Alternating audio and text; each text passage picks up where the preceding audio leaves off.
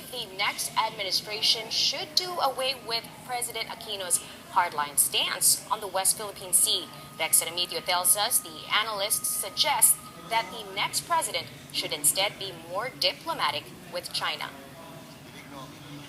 For some analysts, the next Philippine president should pursue a multi-track foreign policy which includes being more friendly with China.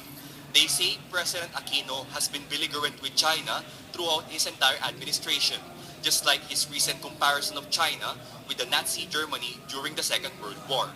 Multi-track policy means that we should be open to all kinds of approaches.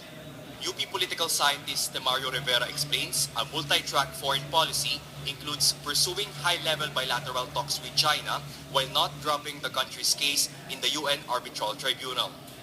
A multi-track foreign policy also includes the continuation of the Enhanced Defense Cooperation Agreement with the United States and the joint development of resources in the disputed islands with other claimant countries such as Vietnam, Malaysia, Brunei, and Taiwan.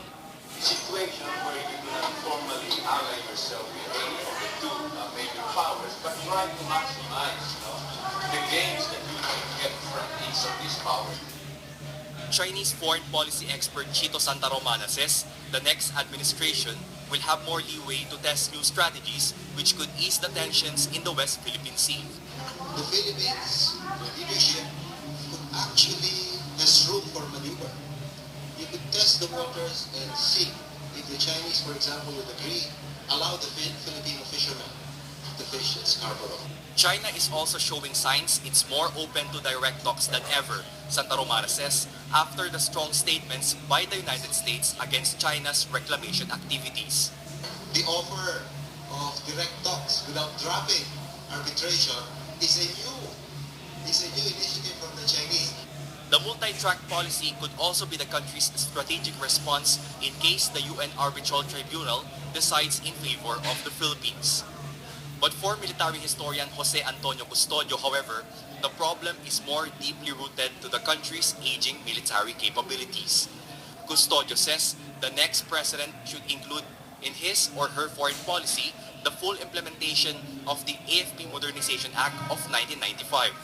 Chinese Coast Guard was both cannoning or what we also Filipino vessels, okay? It gives rise to the question, where's the Philippine Coast Guard? All the experts agree, though, that up to this time, the country's foreign policy for the next 6 years is still hanging on the balance. Rex Remitio, CNN Philippines.